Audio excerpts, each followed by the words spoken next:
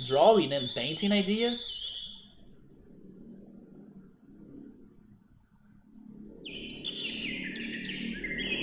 That's the cover of the game. They both were really great, but Mario Paint is the one that was more successful, right?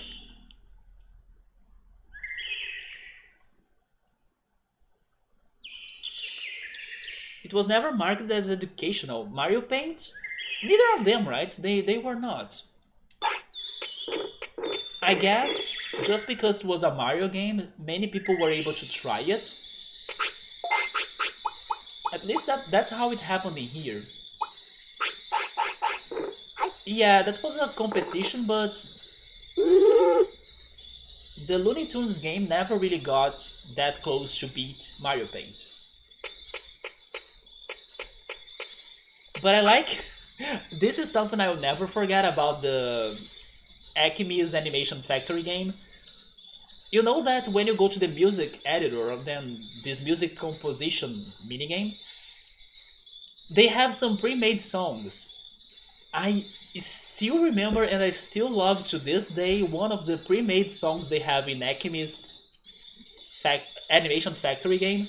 It's like a Pretty Woman version, but they use Marvin the Martian instrument, which is like a very weird instrument because like maybe that's the idea. Like he's out of Earth, so he plays weird stuff. I don't know what was the instrument anymore. I don't want to say it's a. I don't even know how to pronounce this in English now that I realized it. Is it a xylophone? Am I any close to pronounce this right? I never tried saying that word before. Xylophone? It's like starts with X, so I'm guessing it's like xylophone or something. Maybe that's the instrument he's going for in the game, but that version of Pretty Woman is so funny. It was my favorite. I used to open that freaking minigame to just listen to the Pretty Woman. And then Marvin the Martian playing it. Oh, it's Xylophone. There we go. Xylophone. I was close. That was a first for me. Like, also, it's a very specific word, right? But there we go, xylophone. It sounds much better like that. I probably said xylophone more times than, I don't know, native English speakers now. Who in their lives will say that word ever, you know? Not many people. Let me go for... Let me continue the magic point training, maybe? I'm not sure. Or should I go for 5,000 of HP? 5,000 of HP is tempting. And we made him heavier, now he has 30 of weight. I'm going for 5,000 of HP, I'm sorry. Because if I keep on balancing everything, I'm scared of making him into a Metal Mumemon. Bang TV! Oh, you learned how to say his name, Tilmo. That's him, yeah. Wait, close like die? Oh, it's a xylophone. Xylophone, right? Was I saying xylophone? Oh yeah, it's a xylophone. It does have a Y in there. Xylophone.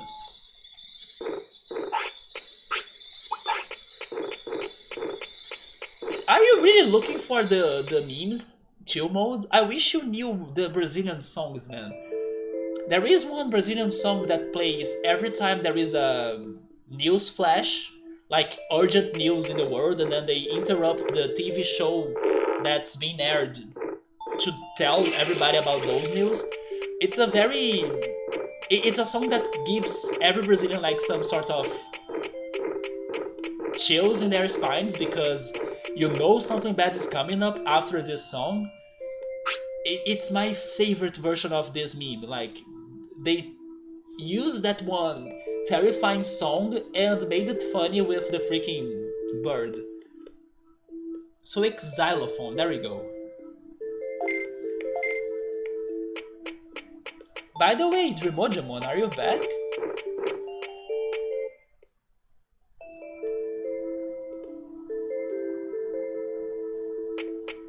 He's back. Let's see if now we can get something better than a large MP. No, that's not better. If that were a chip, then sure, but it's a disc, so I'm not interested. But go on again, never give up, Digimon. There he goes.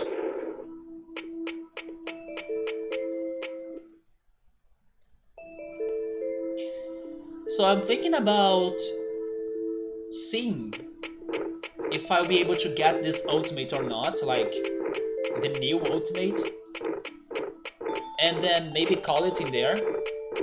And then next weekend we can try deciding what are we doing with our ultimate.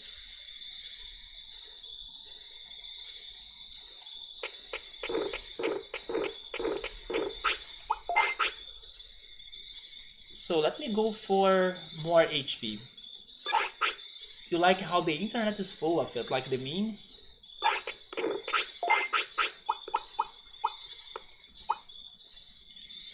Now that I'm stopping to think about it, and as we brought up Acme's Animation Factory, also Mario Paint, we don't have many music maker games, right? I mean, not the, let's say, informal ones, because maybe we do have a couple music making games that are more formal or like realistic speaking, but in general we don't have many music makers out there. I can't remember any in particular. I was going to give him a carrot.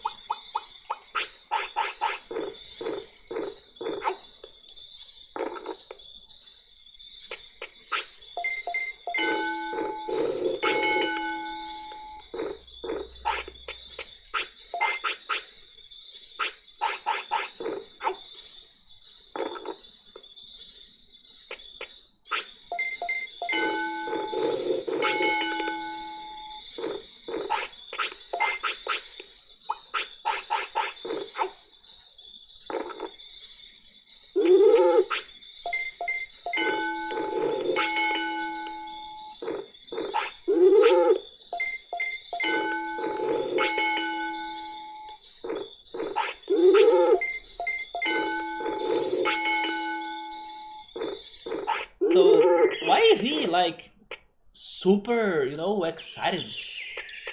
This is one of the happiest Digimon I have ever had. He reacts to everything that happens. Let's go for 4,000 of magic points now.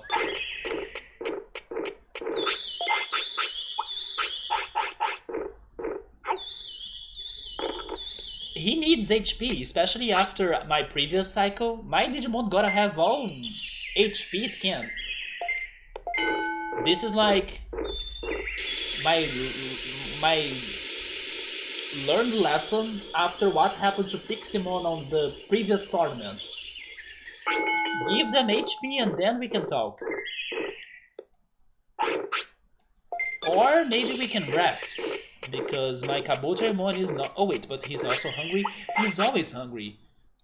Although I cannot give him or make him to go heavier than 30. We need to get to 9k HP to be as big as the tournament Kabuterimon. Yes. That was the beast that we faced once. That freaking horrible thing. Yes, back to magic points.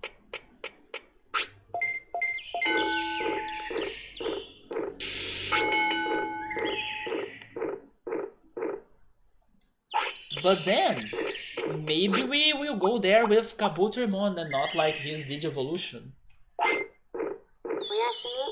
I need to see which day is today.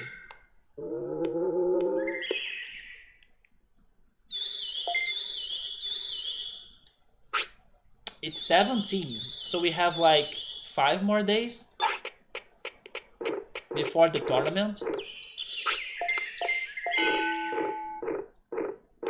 Wait, something next to the water... Oh, you mean the other Kabuterimon? Yeah, he's like a coach, and so is Quagamon on the other side. Supposedly, their presence in here helps my training to be boosted.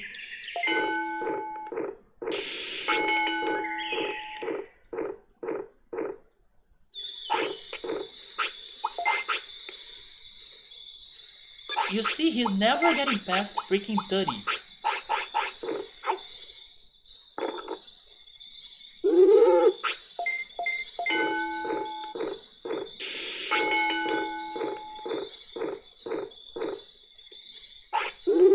Oh, I will give you a body, because maybe if he refuses it, he's not refusing it. But when he refuses it, I can at least raise his discipline and happiness.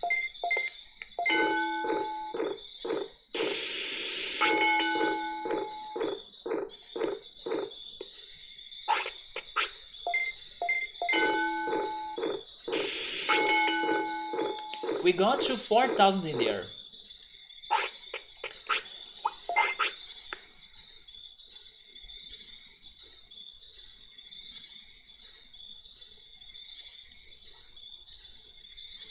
I could try going for 300 for the other stats, but at the same time I feel scared of like balancing him too much, just like a Metal Mumemon. I do wanna go for more HP though, and then that would raise his offense as well. So I could go for 300 of offense, yeah. And then focus on MP, HP, and offense maybe? He ate the portable potty, yes. It's tasty. It is not tasty, but... he's a bug. Maybe bugs would like to eat some poop, right? Don't you have the freaking poop rolling beetle or something? Crap rolling beetle?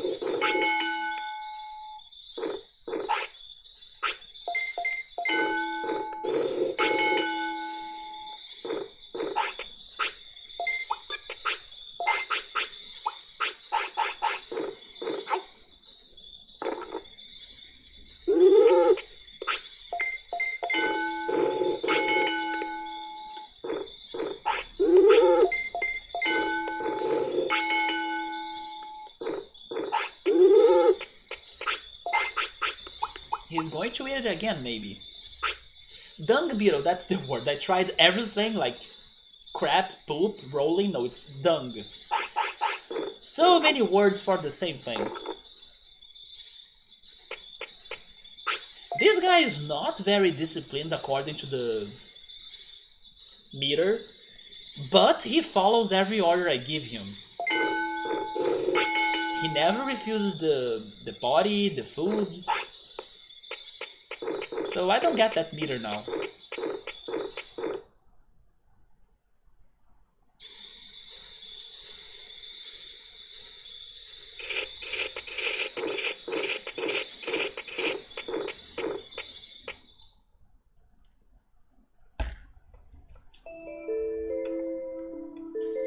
Finally, my computer is looking a little bit better. Not much better, but a little bit. Only the CPU that's kinda critical, but the disk is fine, the memory is okay.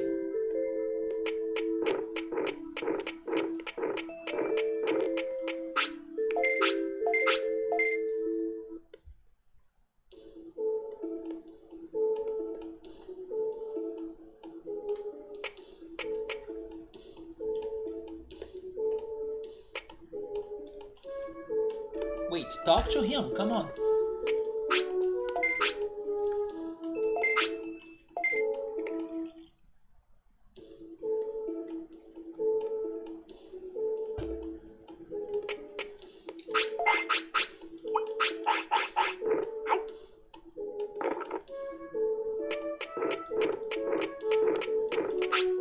Okay, maybe now he's finally crossing the wave of 30, because I'm feeding him 2 times in a row with sirloins, There is no way he's not past 30 now.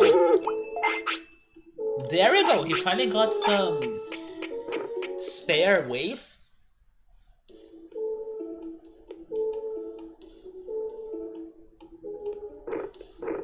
Oh wait, that was not what I wanted to do.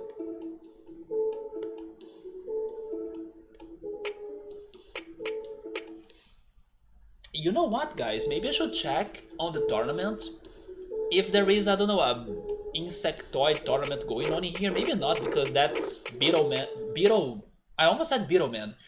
Beetle's Land exclusive tournament. So maybe this city doesn't have that. But still, I think I should check on the tournaments. What if there is one? You see, there are some things in here. Version 2 Digimon, I can join that? Sure. 30? Is that like a 3-year-old child wave?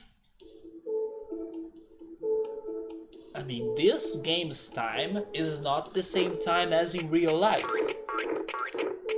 There is also that.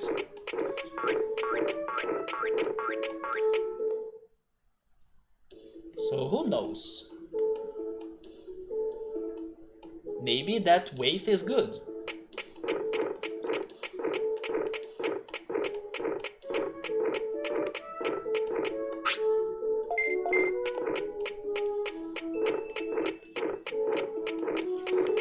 I will not raise hopes for winning that tournament, but at the very least I have a bunch of HP. So it won't be that easy for them to kill me, right? Huh. It better not be that easy for them to kill me. Yeah, we have a tournament tomorrow. Before waiting for the freaking Beetle Land tournament, let's try this one.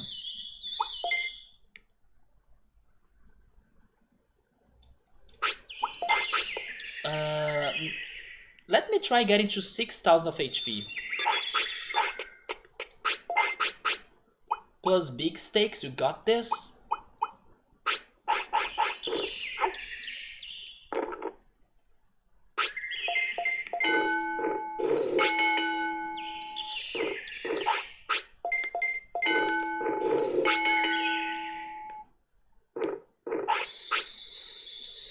Oh my god. Hausa never believes, never believes.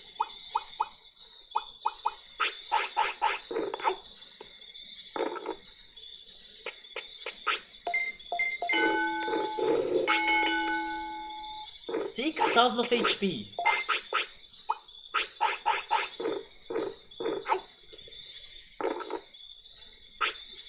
Then I wanted to get to 300 of offense. Let me do that.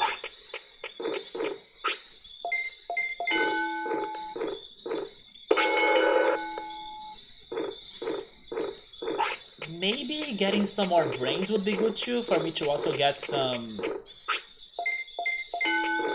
move selection.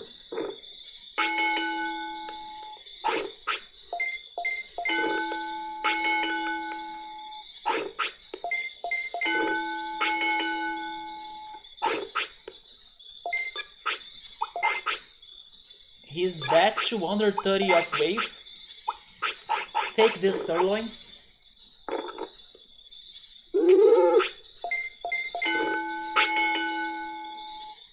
Okay, those are some more strategies. Another party time. The hot radish. I could do that. I always go for the carrot.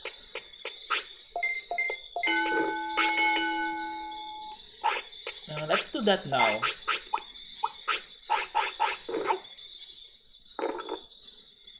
And then let me go for more speed.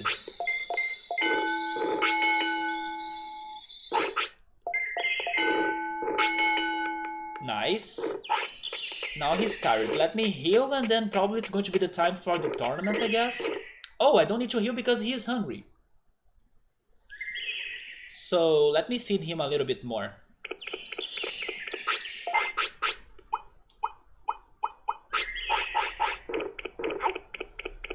Oh, there is that happening here. Maybe that explains why it has been hard to keep him heavy-weighted. But there we go. I think he's fine now. He's probably at 31 or 32 maybe with the radish. 34? Jesus. Okay. The radish does make a difference. But yeah, it's still not the tournament time, but if I put him to train again, he's going to feel tired, so...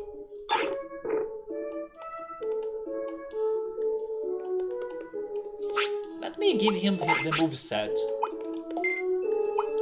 I'm giving you Prominence Beam for sure. Then...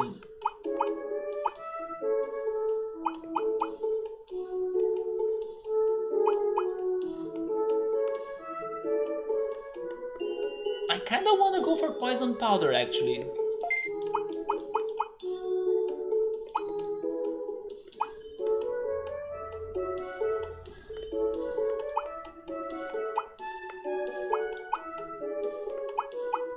Oh, I love Wind Cutter, but as I won't be able to pick my moves because he doesn't have enough brains for that, maybe it's not a good idea for me to go for Wind Cutter this time.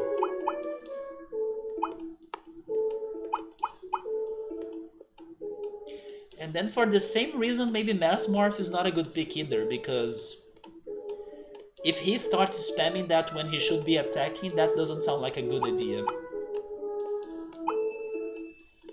Although I kinda already like the two moves I have, so I think I will go for those two. I have a very heavily offensive one, and one that can hit them no matter what, because it's like a wide range attack that can also poison them, so I'm happy with those two right there.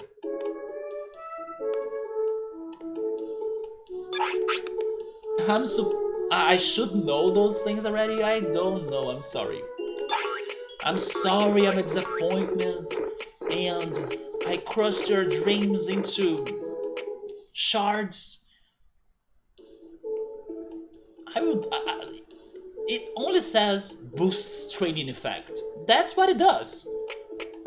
The carrot, the radish.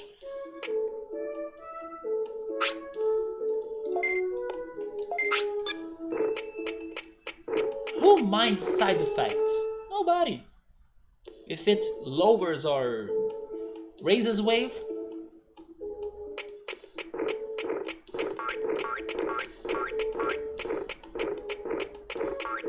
but I only play once a week. Yeah, now it's only once a week. No, but that's one of the things I would never notice, by the way. Nope. I mean, that doesn't mean that I would like to be told that, but as it's not something that major, I'm fine, but like, the less I know, the better. But I'm saying for sure I would never notice that. Never. I was not able to notice that by my own after 280 hours almost. I would never notice that. Not at all. Yes, you see, you still don't know how much training it takes time for you to like digivolve your Digimon correctly. I also don't know that for sure. Sometimes it's faster, sometimes it's not. But that's all fine. It is actually not there. It only says raises or boosts training effect. But don't worry, that's not a major game-changing information.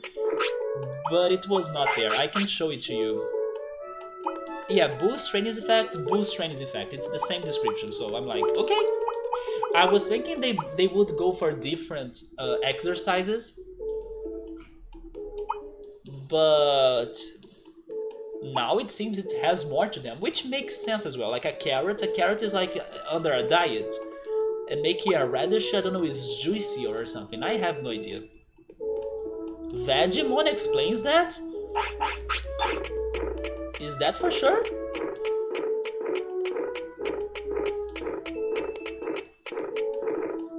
Wait, if my Kabuterimon sleeps now, I'm going to miss the tournament. No, Vegemon doesn't say anything. Unless, wait a minute, unless it is in here?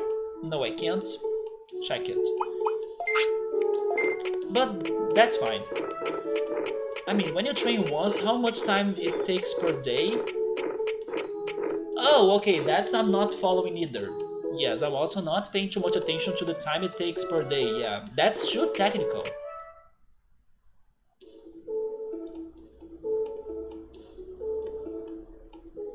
But somebody does explain that? Maybe. But I won't put him to sleep because I want to go to the tournament. If I sleep now, I'm losing it.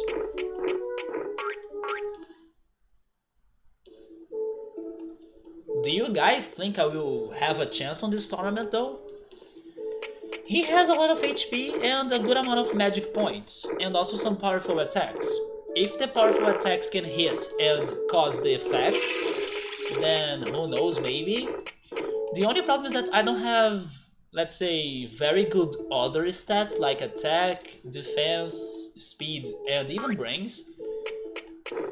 So, in case I get hit too much, I may lose. But also, I will hope that because it's a version 2 championship or something, they won't have 2 broken Digimon in there. Maybe they will have one, but maybe not many. Don't bring Vegemon though, because I was traumatized after Vegemon. Or Vademon as well, please don't bring those. I don't want to deal with them today. Don't bring Piximon either, Piximon is a nightmare.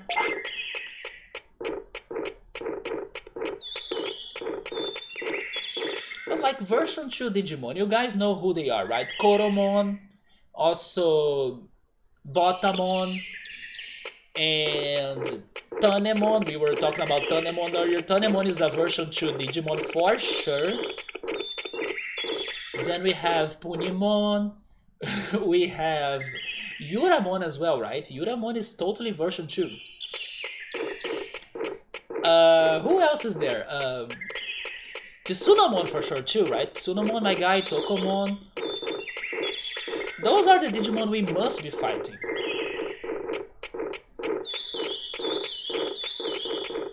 I'm just like spending time or like not doing anything or maybe searching for mushrooms while it's the tournament time, because I'm not putting him to sleep and I also don't want to train him more so he kinda gets tired or something.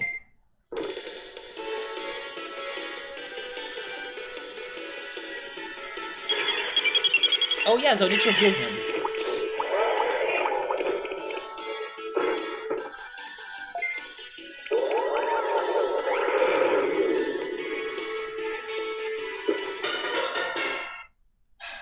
I wanna believe I will win this tournament, come on. Since rank A, we don't win a different tournament. We tried rank S, we tried the... We even tried one of those, oh my god, speaking of feeling tired, you see? But sure, Centauromon got you. But it since rank A we don't win a new tournament. We tried one of those version something tournaments before, we didn't win though. We tried the Nature Digimon 2. We tried Beetleland tournament. I think I tried another, but I forgot. This big boy, he got this. Let's see. I am feeling a bit confident, but at the same time, I should never raise expectations on this game. Especially when something that I wanted to happen happens. For example, at first I was not expecting to get Kabuterimon, I was even thinking, oh, it's Numemon again. And then this game gave me Kabuterimon out of nowhere. So, you know, normally those streams are kinda balanced, there is some sort of karma going on in here. So, if I get something that I want in the beginning of the stream, I probably will get something that I don't want in the end, and vice versa. So maybe this is when karma will hit me back and I'll be losing the tournament.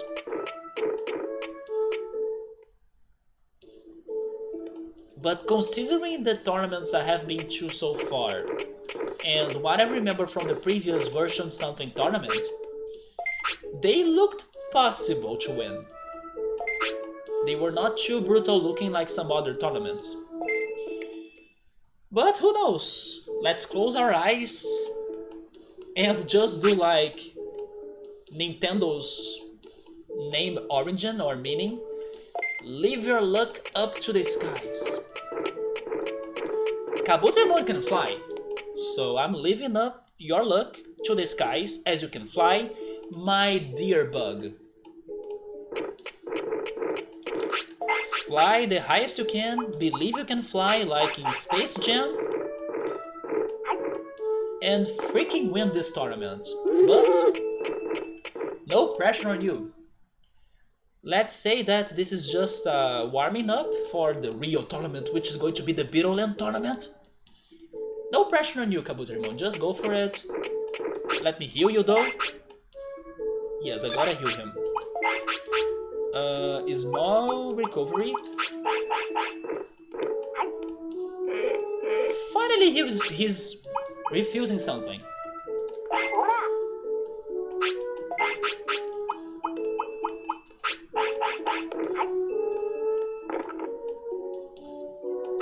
And then we have magic. No, the magic points are healed. Okay, ready or not? Here we go. Oh boy. Let's see, Tanemon, Koromon, Botamon. Oh, Vad.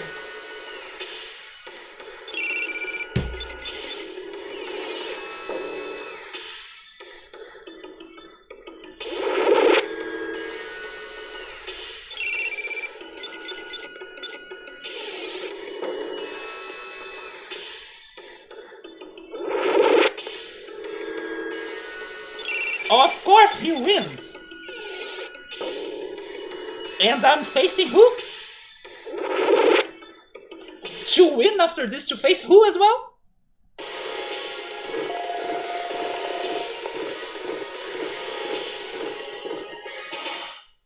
I could say hashtag, but actually I'm saying this instead. It's not a hashtag. Unless you want to hashtag that. Hi! Are you any easy to beat today? I mean... Oh, come on, make him poisoned. Make him poisoned fast.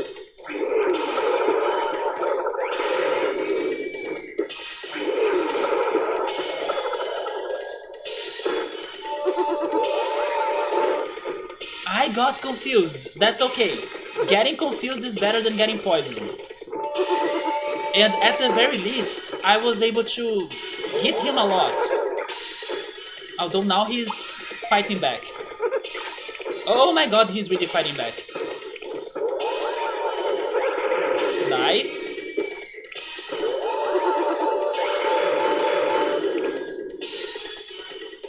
We need to make him poison though, because this is hurting me a lot.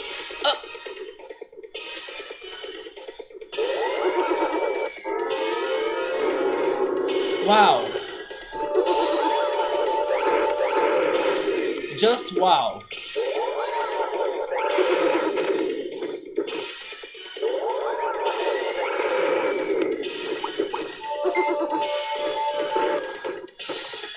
Actually, no, finish this.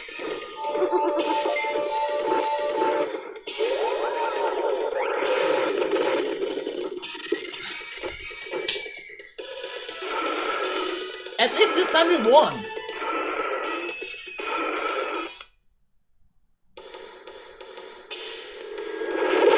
So I had my redemption against one of them to like lose now against Voldemort. Lord Voldemort. Darth Vademader. This freaking brainy villain of all... Man, my stats.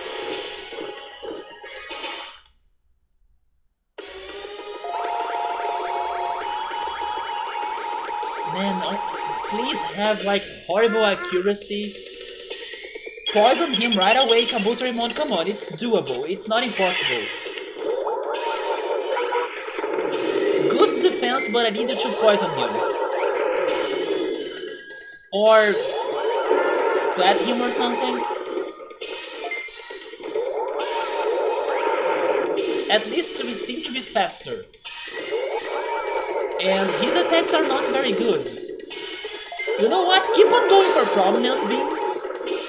That seems to be working, although I'm worried about my magic points now, and then I would have another fight later.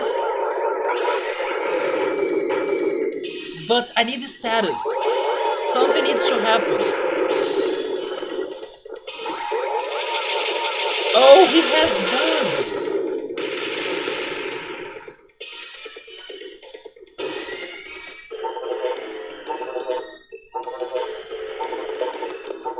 Or maybe I should say... Right? V for Victory, V for Vademon, V for Vegemon, V for... Get the fuck out of here!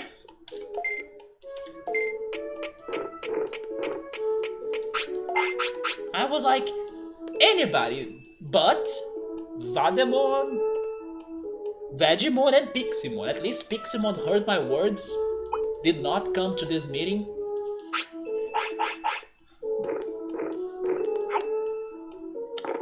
See, this game is a lesson of karma.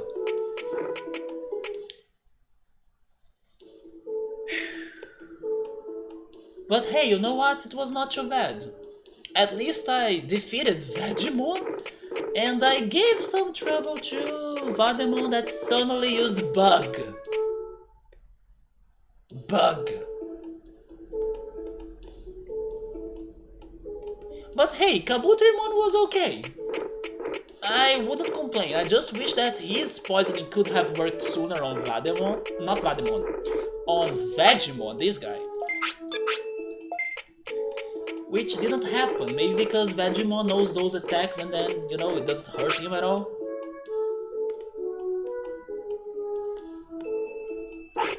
Oh, it's because he didn't sleep. Oh no, this can be a problem, right? Or maybe this is karma acting up again, because Summer was earlier saying, my favorite moment on Digimon World streams is when your Digimon got sick. And then this game hears, it listens to you.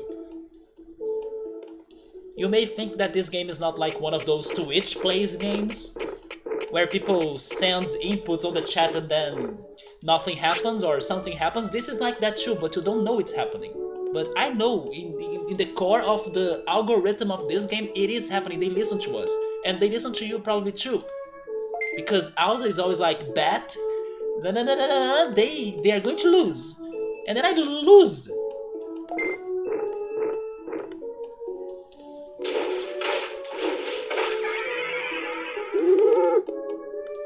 Everything is okay now, I wish. I wish. Hopefully there is no extra punishment for, like, getting sick. It's just like a risk of dying, but my stats are fine, right? Is there a side effect in here too? Okay, it looks okay, so we can go back to training, although he is now a bit heavy. He got 7 of weight in there. Anyway. But isn't it crazy that they gave me Vademon and Vegemon in a row? Could I use that information as a pattern? That no matter what, those are the 2 Digimon you are fighting? So like, I should prepare myself against those 2 Digimon and then ignore the rest?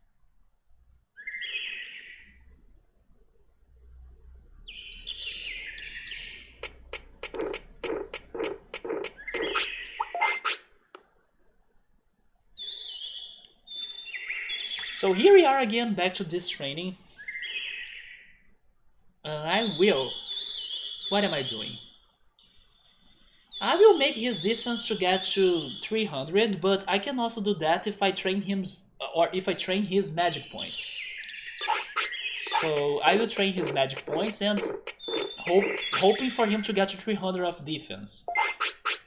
Um, I won't use any of those now because he kinda has a wave that I was looking for, so I don't want to change it.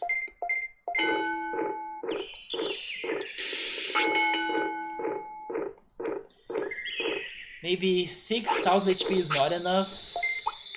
I need the max HP.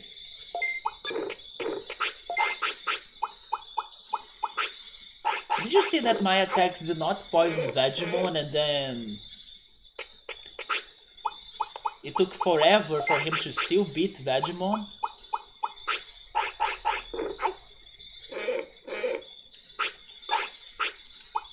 At least this was one of the few times I saw my Digimon defending, and the defense was working. Another thing that bugs me is how can they be faster on their finisher than me? Why can't I load my finisher faster than them and then finally, finish the fight sooner?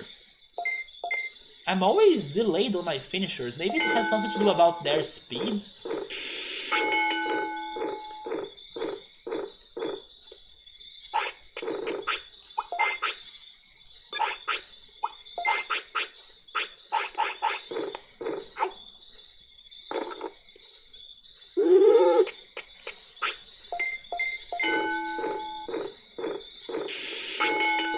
But yeah, that's why you don't raise expectations.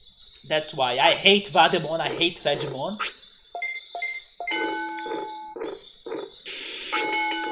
They are the dream destroyers of this playthrough. It's over 9000!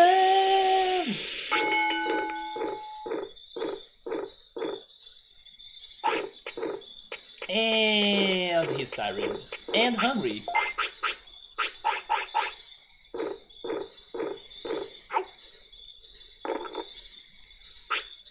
Wait, are you still hungry or is this good? He's still hungry and tired, okay.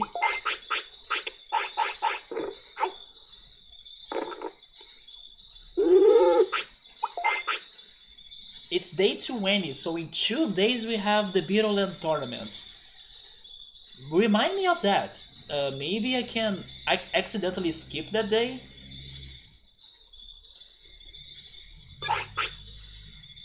But he's still tired even after eating, so let's go to Centauramon.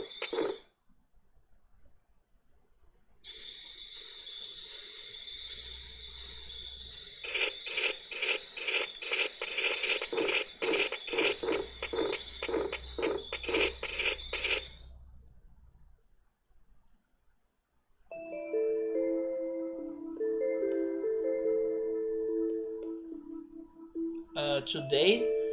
No, today is not the day. I'm saying that... Oh, today is 20th? So in 2 days we have the tournament, right, in Beetleland. I was just saying that I'm not... I mean, I'm paying attention, but not maybe enough attention. So I'm kind of scared of skipping the day by accident.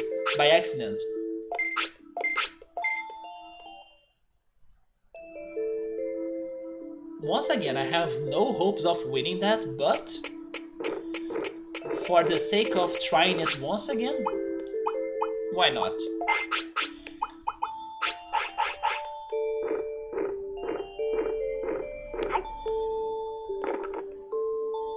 Although my Kabuterimon is not happy anymore.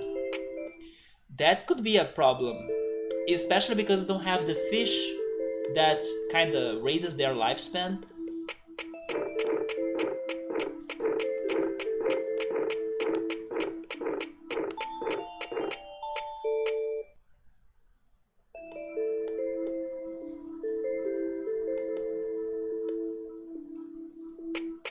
I'm now thinking on the person that tried to collect every item that this game has. I feel so sorry for that person. Maybe harder than getting all of the medals, all of the Digimon registered, all of the attacks and the cards. Maybe the hardest thing you can do in this game is getting every single collectible item. Man, there are some things in here that I can never find or get at all. Like the evolutionary items. I'm remembering Tales of Symphonia and how shocked I was with its album for items, or maybe encyclopedia or encyclopedia. Encyclopedia for items it has. I played Tales of Symphonia a lot and I was not even close to get all of the items. Watch him die before the 22nd. That could happen as well. And I'm not even getting Metal Mummymon. So, let's get to 5,000 of magic points. That's also going to raise my defense.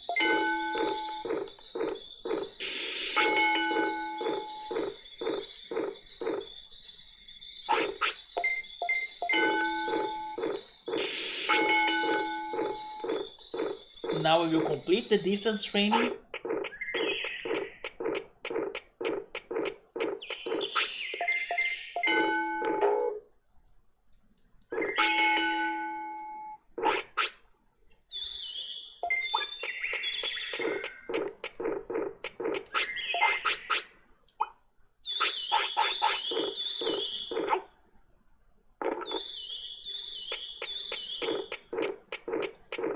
Oh my god, but now he can't stop feeling hungry and tired.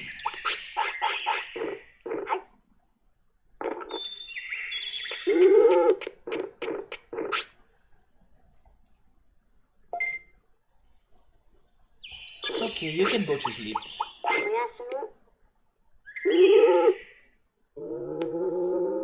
So now it's 21st, right?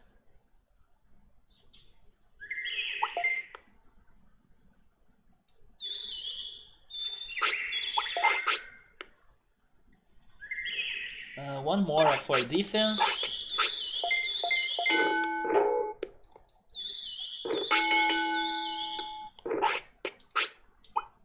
Wait, today is still 20? Today is still the 20th? Oh, because it's still the night. He sleeps during the day.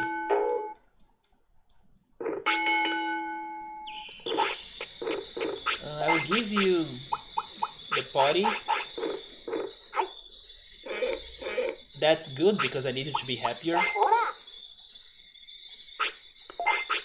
Was that only for the discipline or was it my impression?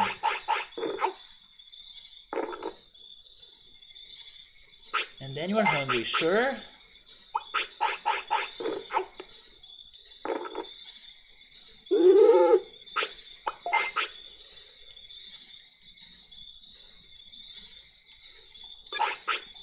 I'm going for more HP. Because if I put those 4 stats down there into 400, it's like the Mummimon's recipe, right?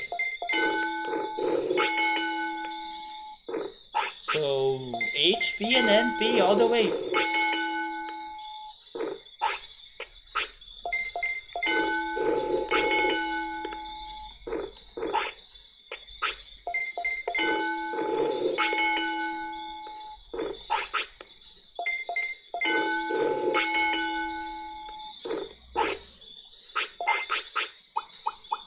There goes my last potty.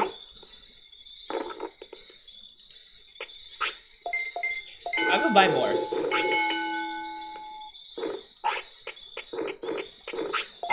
Take our food. I will get more sirloins with Vegemon. I will check on Dreamojamon. I will buy more bodies. And let's see what happens.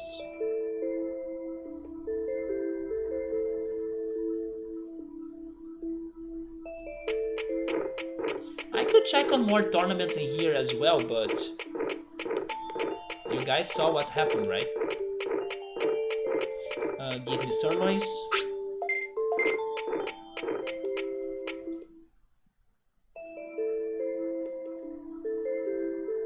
But it is sad. It's sad that I can't win the tournament. I can't win a new Digimon. I can't get a better item from this guy.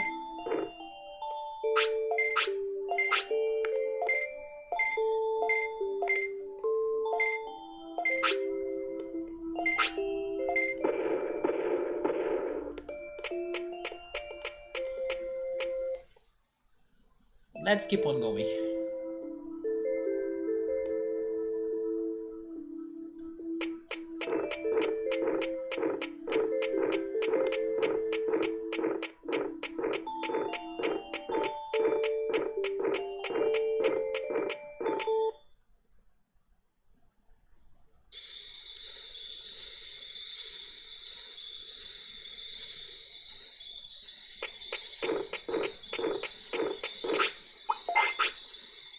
So I made to 7,000 HP.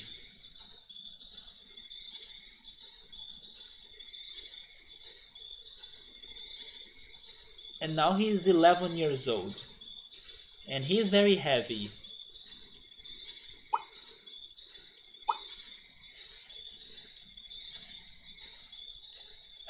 I'm between HP and MP, but I can either fall for like, let's make him 9,000 HP like the other Hercules Kabuterimon, or I can go in a balanced way.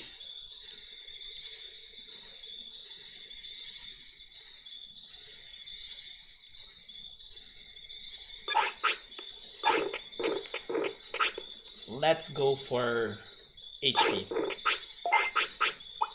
I think by saying that I just gave it my answer, right? If I go balanced way, it's Metal Mumemon.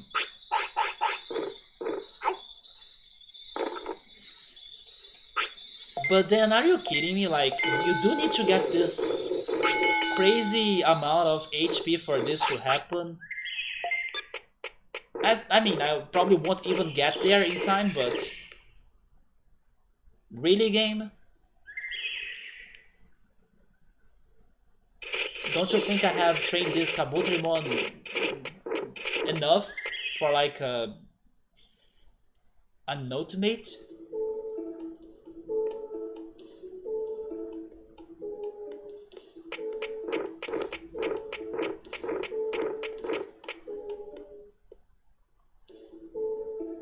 Hi pilots, thank you so much for the resub. It's been 45 months. It feels like middle aged for subs? What? You're a boomer sub? You're starting to go bald? Oh man. No, don't feel bad like that, man. No, don't go that far on that. But how's it going, man? How are you? Let me show you something though. Oh, you know what? Maybe I shouldn't. Maybe I shouldn't because I just remembered something you said last time. Never mind, ignore what I was going to show you, but how's it going? Have you ever, or have you been able, actually, to watch Space Jam 2? But it's 7k HP, you should never die. If you don't put me to fight against Vademon, Vegemon, Piximon, I would never die again. Yes. Is that what this game is doing to me? It's not. So, yeah, no. That rule has exceptions there that start with V. And I'm not talking about Vmon, the freaking rookie from the next generation of Digimon. You're doing good, nice, man. By the way, pilot, I got my first vaccine this week. So I'm half vaccinated, finally. Although the second dose is only in November, but that's okay, it's a start, it happened, that's good. You guys finished cleaning up? Oh yes, you were starting the moving on Monday, right? We finished cleaning up the condo today, and now we just wait to fly out and get to the new place. So there we go, so you guys were like finishing to pack everything up? But didn't it start already? Like you started the moving? You finally found the people and then you said something about starting it on Monday? I'm guessing it was this Monday, if I'm remembering it right.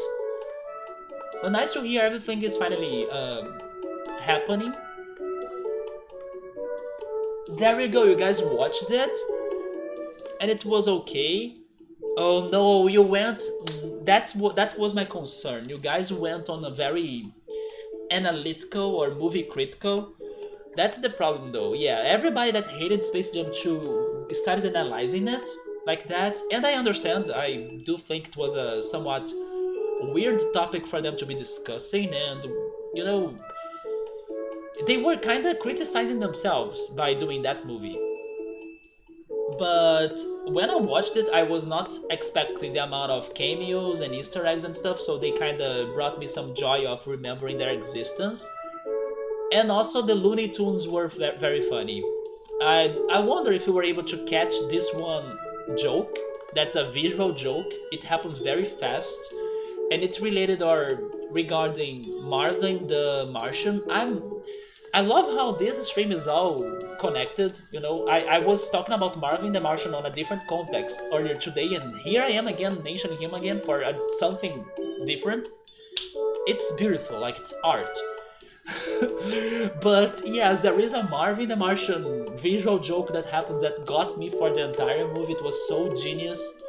So I'm hoping you could see what I'm saying, but I can't spoil it because otherwise it's going to lose the fun for those that haven't seen it, right? It seemed to be more interested in cameos from Warner Brothers characters than anything to do with basketball. Also, the basketball rules they went for, I was like, but in the end, I didn't mind about those things that much. I was there to be entertained, and I was entertained.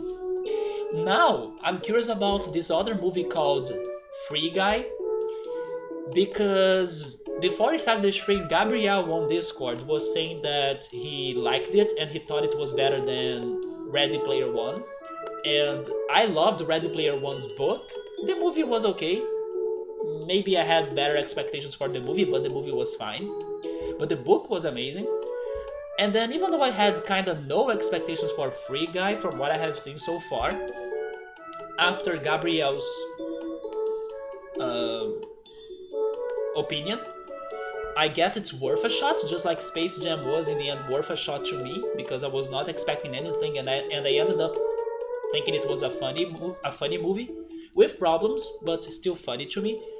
So I think I will try Free Guy. I will check if it's on the streaming service that my parents have in here. But the actual final game was a lot of fun. There we go, we got the first dose. It must make the end of this pandemic feel closer. It does. And also it kinda destroys one of my fears of like needles and vaccines.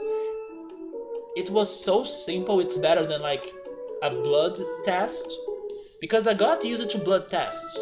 I have done a couple ones thanks to like anxiety and insomnia and like checking if everything is okay with my body, but I was not too used to vaccines. So it's been like a long time since I last took a vaccine. But I was confident that it wouldn't be too bad, and it was super easy. Like it was not painful at all. It only had some reaction later, but like it made my arm feel a little bit tired, or the pain on my arm was a bit like tiredness. But now it's better.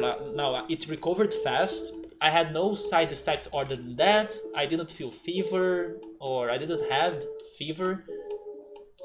So it was much more chill than what I was expecting. But the most important thing is that the shot didn't hurt at all. So I may be actually now getting more vaccines from now on.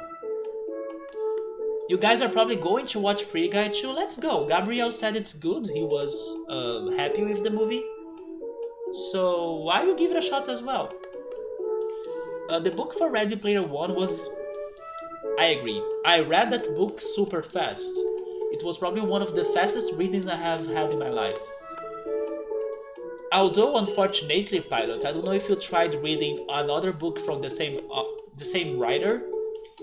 I don't know if you tried reading his other story, which was Armada, I'm not sure how is it called in English. I couldn't complete reading that book. Maybe because he was going around the same lines as Ready Player One, but I don't know, the formula was already used once, so it was not able to really hook me up on this one this time. Yes, Armada was a book that I couldn't finish.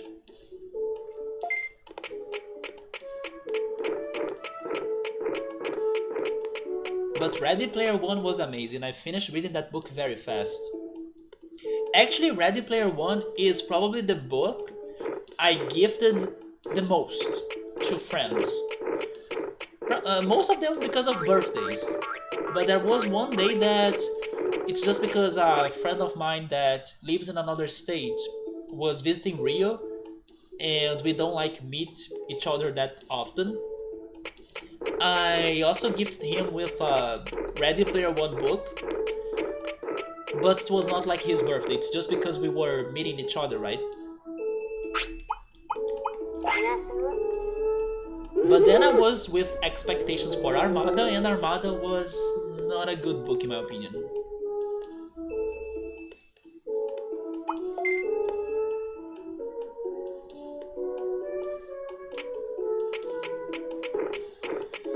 So we may be getting to some critical moments in here. Either he's going to die. Yeah. At this point, it's better to believe he's going to die and not Digivolve because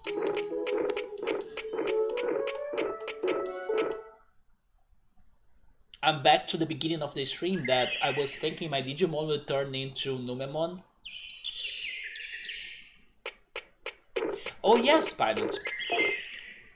There are some rumors, I was even saying this earlier, there are some rumors of a new Xenoblade game being developed, or like maybe under the works and who knows, maybe out soon.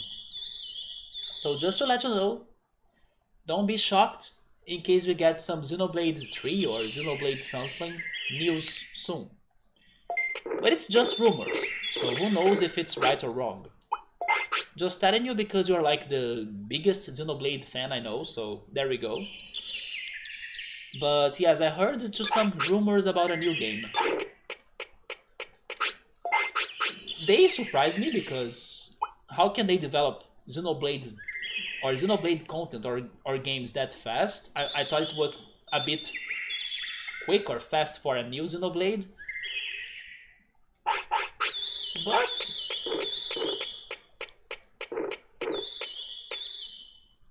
as long as it doesn't get like a rushed game, just like what I'm kind of scared towards the new Pokemon game that's coming up, Legend Arceus, I'm scared of it being very rushed. Then sure, if it's a well-detailed and worked game, then if you can release Xenoblade games that fast, go for it. You're hoping for it to be Xenoblade Chronicles X coming to the Switch. There is also that. It's now one of the very few games that's only... Wait, why am I... Oh yes, I was going to buy Potties. One of the few Wii U games that still haven't gotten ported. I would like Nintendo Land to get ported. Yeah, Nintendo Land would do great on the Switch, I think. Because you could easily drop 200 plus hours into that one again. Imagine... Oh, look at Monochrome here, it's been a while. Imagine if they could also release a new DLC or some extra content on this port as well. I believe they did that with the Xenoblade 1 or Xenoblade Chronicles game. They add the new area and stuff. They could go for that tiny surprise too, right? Oh my god, I just spent all of my money. I guess now I know what we're doing on next cycle. We probably be farming some bits, or selling some sirloins. Never mind, we can sell the sirloins, we're fine. You're also hoping that Zelda Wind Waker HD and Zelda Twilight Princess HD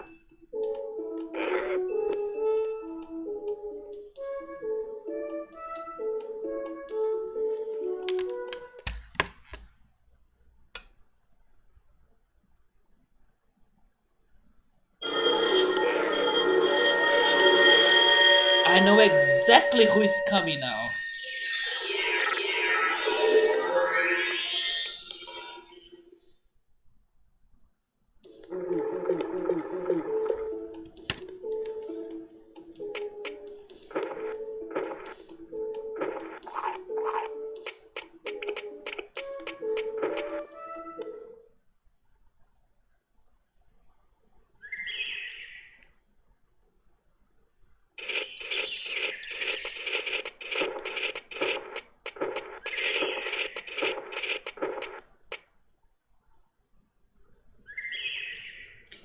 Regarding the Zelda games, Spike, let's talk about games because I don't want to talk about this Digimon World anymore, right?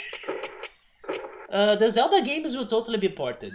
I'm pretty sure of it. After the success of the Mario 3D bundle, just give it some more time. Maybe wait until Skyward Sword Fire extinguishes a little bit. And then they will totally port in Wind Waker, Twilight Princess. I would also love to see Ocarina of Time and Majora's Mask again as well. So the definitive edition of Xenoblade Chronicles 1 for the Switch made some pretty big updates and a prologue story sequence. Why did the cool looking one become a giant golden turd with some goofy teeth? I will show you why. It's because when my Digimon poops, when they poop without a toilet, or without a bathroom, or without a potty, when they poop in the world, there is a bar right there in their condition that says virus, and you can even see the poop icon. That bar keeps on raising for every mistake I have in the game. And that one last poop that happened accidentally in the world was the last drop of the mistake. So basically it filled the gauge, and then every time that gauge is filled, that's what happens to my Digimon. There is a fix. I'm heading to the fix. But it's a detour that I was not planning to have. Yeah, somebody is even saying that it's reversible. I know, but it's like, ugh! I don't have time to waste on this.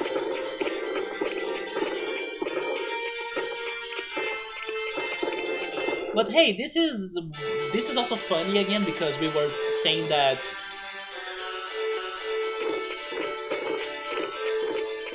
where is it?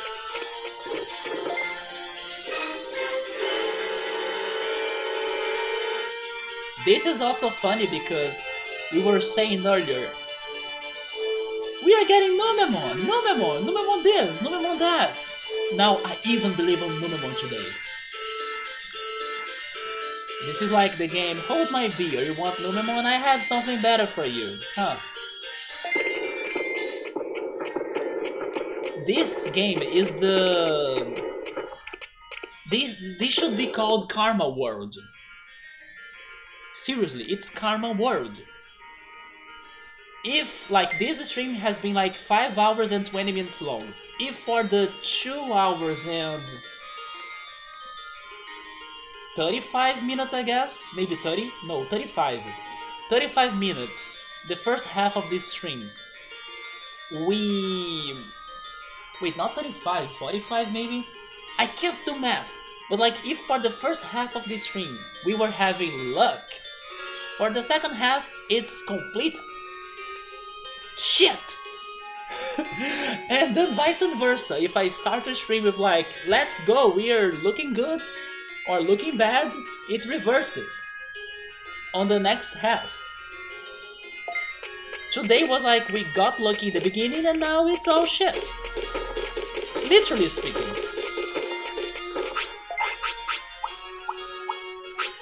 But anyway, this is reversible. Yeah, that's this game's evil put into a sound alert.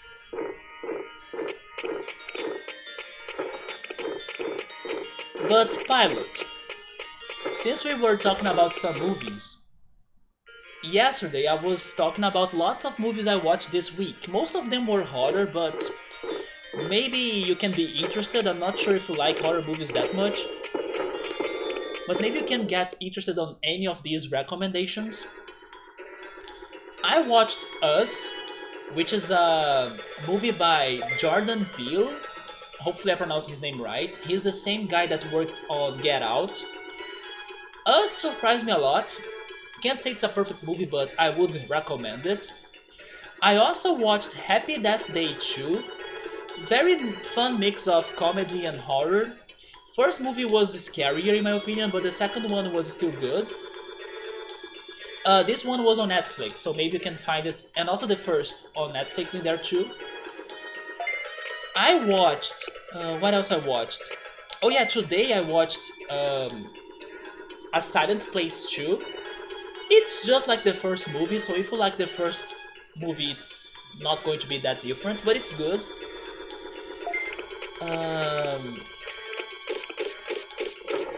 Oh man, I avoid those two like that easily. Oh yes, one of the best movies I watched this week was Red Dragon. It's a suspense and crime movie that is in the universe of the movies of Hannibal. Actually, the one that's self-titled like Hannibal is the one that I wanted to watch as well, but unfortunately I couldn't find it on my parents' streaming service. But Red Dragon was on Netflix, but I don't know if it's still there because they were going to remove it soon. But Red Dragon was really good. It's like the prequel to the Silence of the Lambs. Those movies are great, like the movies of the Hannibal Lecter series. Very good crime and investigation movies. You saw Us in the movies? Dude, I was very surprised. I liked it more than Get Out. At least the, the the ideas or the metaphors they were going for in there, they made me super thoughtful. It's a movie that it's interesting for the mystery that happens in the movie itself, but also the metaphors you kind of see. I was even comparing it to this one anime that I also recommend checking. It's actually my favorite anime of the year so far, Beastars. Beastars has its own story development or plot development that's intriguing and mysterious, but it also has some other, connections to things you have in real world or connections to things you have in society. And I was watching it and thinking, man, this could be such a, connection to that or to this. And then in the end, I was also mind blown by the movie. Even when I thought that it wouldn't surprise me anymore, I was surprised with that movie. It was freaking amazing. I remember seeing that movie several years ago, also solid. You're a big fan of horror. Oh, there we go then, so maybe my recommendations in here would work for you. I don't know if in Netflix Canada there is a Stomach. It's a Brazilian movie, it's one of my favorite Brazilian movies. I can't say it's a horror movie per se, it's more like a drama movie, but it has touches of suspense, maybe a little bit of horror in there, but it's mostly drama. But it's good. If you are curious, I would totally recommend you checking Stomach as well on Netflix. Hopefully it is on Netflix Canada. At least when it's more of a psychological or suspenseful horror. Those are my favorite too. When it's not... although I do like some slasher movies. Some of them, not every. And then some slasher movies are not really very psychological or like... Yes, which reminds me of another movie I watched this week. The Hunt.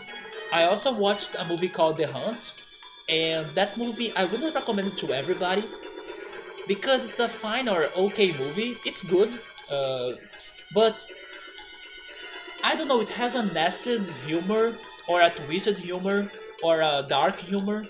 Not sure how to put it, and maybe it's not going to get to everybody. But it was a good watch. I didn't hate it, especially because it's a bit different. Even though it goes for, let's say, the Hunger Games formula, it executes a bit in a bit different way. That can be surprising as well. But overall speaking, it's still a just fine or okay movie. But The Hunt is also interesting.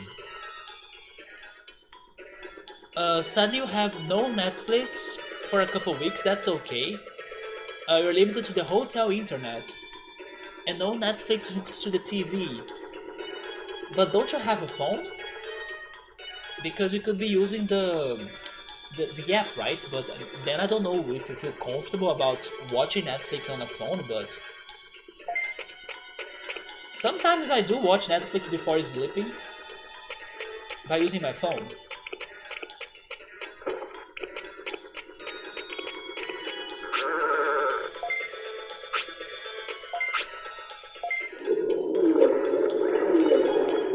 If only King of Sukamon, my lord.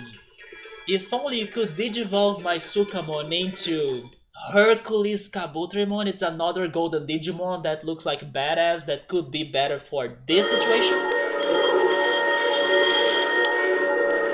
Can I glitch the game so I can get that? I'm back to my bug. Watching movies on your phone or tiny computer screen, it's not a good experience. I can understand you. Although I may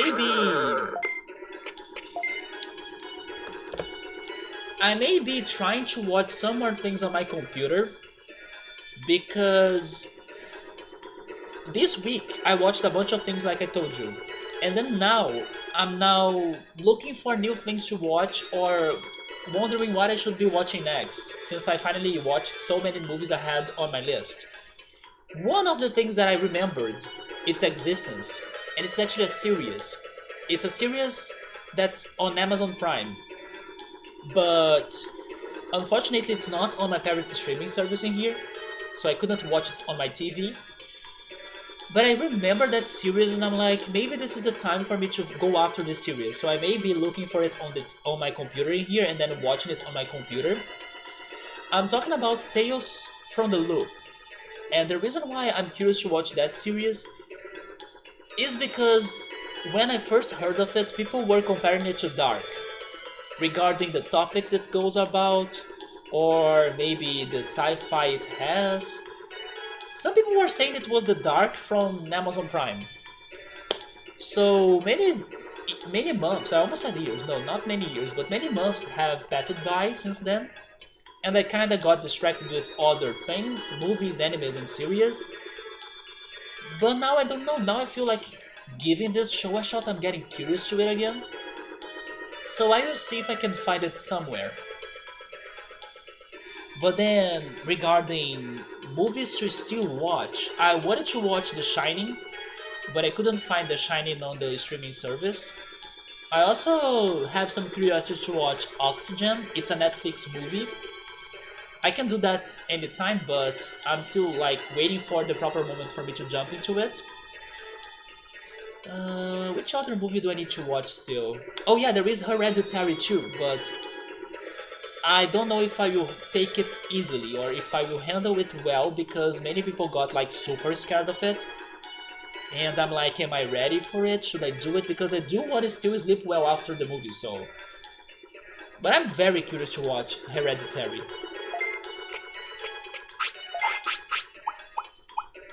You guys were talking about the health shoe earlier. I believe that it heals my Digimon automatically as I walk around.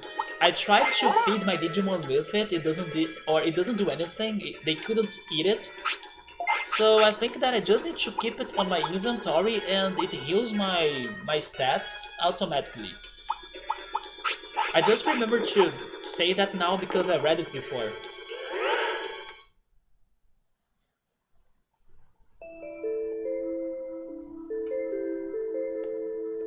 Yesterday I was telling X5 that I would give another shot to Psycho Pass because I finished watching Mob Psycho 100.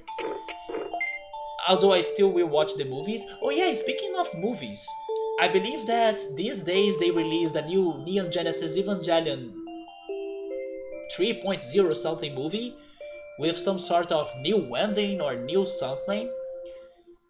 I'm curious about that too because Evangelion is freaking crazy and crazy good. I mean crazy good. So if I find that movie somewhere, I will also be checking that out. If you want to watch a great suspense horror film, track down Tale of the Two Sisters. Oh, it's South Korean horror movie? Man, the best South Korean movies I have watched so far, I mean, I don't watch many South Korean movies, but these two are worth watching. Of course, one is Parasite, but the second one is Burning, which is based on Haruki Murakami's short story. Burning is amazing. There was another South Korean movie that I heard about recently, although I can't remember the name of it, but if I'm not mistaken, um, oh yeah, it was listed to be aired in this one yearly event that happens in Rio. That's kind of like Rio's movie festival. It's something that happens here every time, every year, and they get plenty of foreign movies and indie movies out there to air on this event. But as this year we had the pandemic, and also last year, they didn't have it like physically. The movies were not airing those movies physically, I imagine. So what they did was that they allowed those movies to be aired on cable TV. There is a cable TV that only airs like Brazilian content or like Brazilian movies. It's known for airing old Brazilian movies, but then this time they were also airing these foreign movies for the Brazilian festival that happens in Rio. Let's say it's like the Brazilians version of Cannes, or you know, those crazy movie festivals in the world. And they had a South Korean movie in there. I could get a summary of it. It's like a college drama South Korean movie, but it seems to be very psychological and kind of dark, so I was interested. But I don't know the name. I didn't know the name anymore. But Tale of the Two Sisters. I have a feeling it's going to have something to do about spirits, and if that's the case, I can get scared. But I hope it's not around those lines.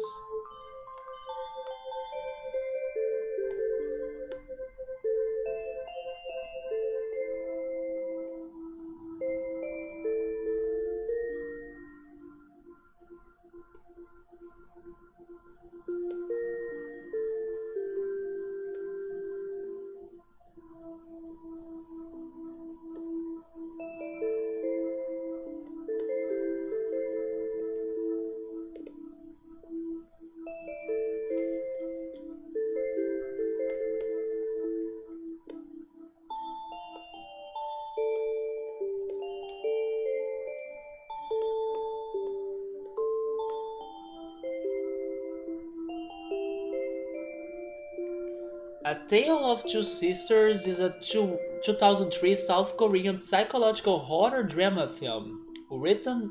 Wait, okay, but where is the summary? Yeah, it is a psychological horror. It's a terrific movie adventure and a definite must see for Asian film. Oh, Jesus. Okay, I won't read anything else. It's a must see, so yep, I must see. Maybe the less I know, the better. That's how they started describing the movie? Sure. I now wanna go check that out. I just wonder where am I going to find it, but let me write it down.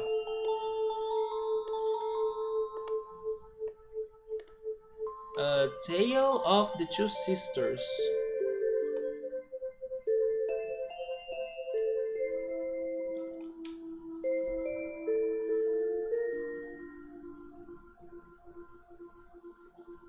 It sounds really good, man. It is absolutely brilliant. My favorite movie this year still goes to Transpotting 2.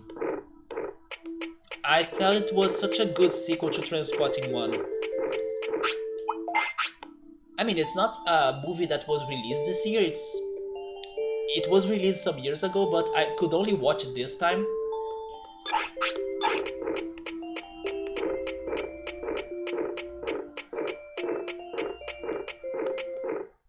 But Us was very good too. Red Dragon surprised me a lot. I loved Luca. Luca was also beautiful. Oh yes, this one Brazilian movie called Night Owl. Super impactful, super impactful. It surprised me a lot.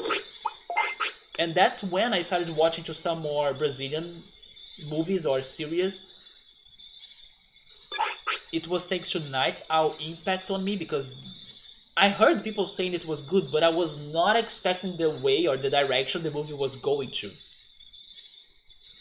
Freaking mind blowing movie. So I was saying that I would go for more HP, right? Let's go. HP until you die.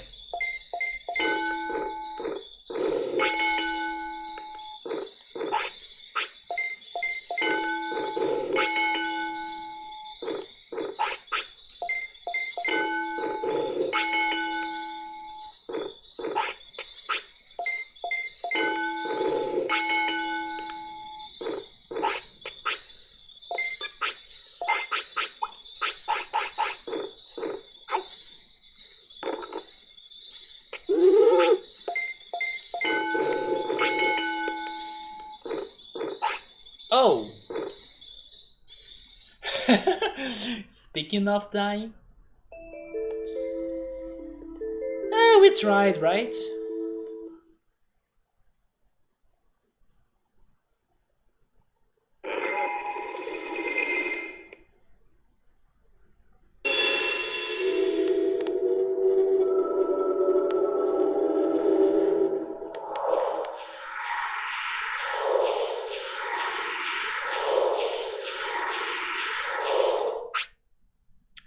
But this sucks now because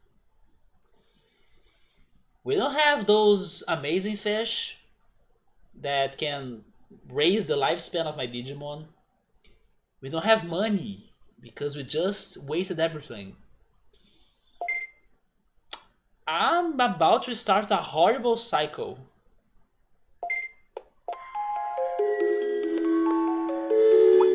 that I don't know if I should go for like a serious cycle or if I should like restock myself or prepare myself.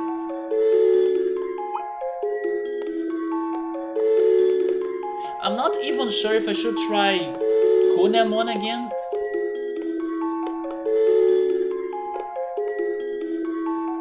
Hairy dude that's a half head and a quarter mustache. He's your new favorite character. This is your new favorite character, like this demon that always comes when my Digimon dies. So his name part is Digimon. Yeah, Digimon. This demon. I was speaking of dying, yeah. Wait, was it after the day? Which day? Oh, the day of the tournament? You know what? Maybe not. I think the day of the tournament was maybe the next day. But I forgot about the tournament entirely. I was like, HP, HP, HP. I forgot. You see, I said earlier that I would probably ignore or forget the tournament. That happened. Gigi means grandpa in Japanese. I was happy to learn that Toge means like needle or spike or maybe thorn in Japanese. Hence, Togemon! Yeah, Togemon. Spiky Digimon. Also Togedemaru, the Pokemon. And Togekiss, the other Pokemon. Yeah. Toge is like spiky, needle, sharp, thorn.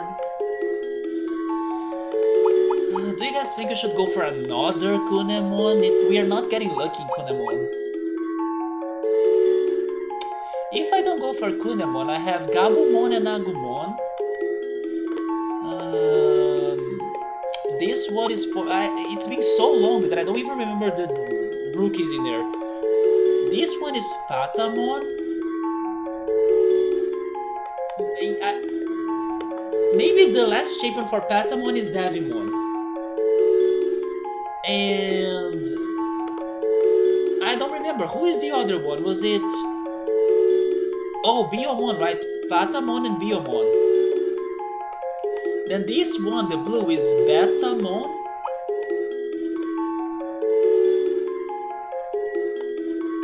Betamon and the Lekimon. I wanna say we completed it. I can't remember if Elekimon had another evolution. I think he doesn't, but I'm not sure. And then the first is Agumon and Gabumon. So we could either go for Agumon Gabumon's attempt, we could go for Patamon's final champion, or we can keep on trying Kunemon and Palmon's final champion as well. Do you guys have any pick? Honestly, at this rate, I'm not sure where to do or what to do because I will need to restock myself as well. I don't have money, I don't have the fish. I'm losing my hopes as well. Should we stick to the plan maybe? Like Kunemon still until finally something happens so we kinda don't forget about what we have been learning? It could be a way to go to, but you say Kunemon? I mean, Kunemon is not the fourth egg, but Penguinmon is complete, so I'm like ditching Penguinmon and putting Kunemon in there. That's now the egg I go for Kunemon.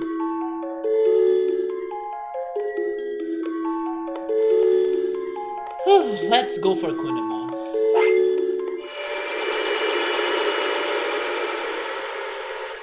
Maybe a last chance? I mean, we are getting there little by little. I got Kabuterimon this time. Now I know that I did something wrong. It could be the wave, but it's probably the stats. Maybe I do need to get to 909,009 million HP. But also, maybe I should have had 400 of each one of the other stats. Because that's like the, let's say, minimum amount for Ultimate, kind of. Even though that sounds a lot like Metal Mummymon for you. Thank you so much. But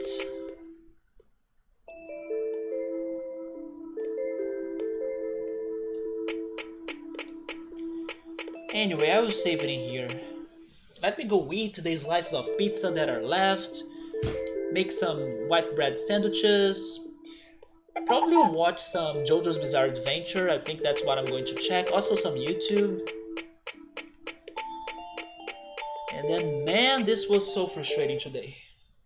Even a Sukamon disrespect. Come on.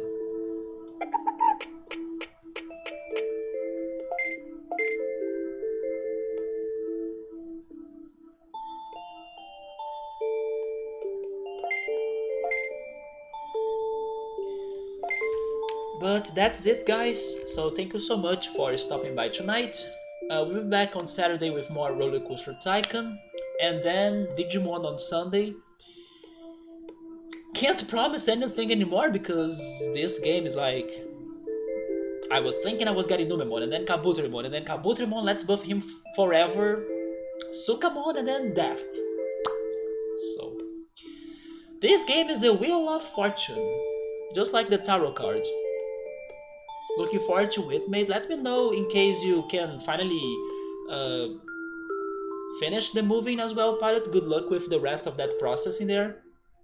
Thank you so much, X5. Thank you, everybody. We'll be tuning in from your next city. There we go. And also, I hope you can go catch the Free Guy, right? Free Guy movie. Maybe the streaming service of my parents will have it. They normally get some fresh movies in there. So I'll be checking it, and then maybe I can also have it watched by next time, and then we can talk about it next time too. But have a great night, everybody. Take care, and goodbye.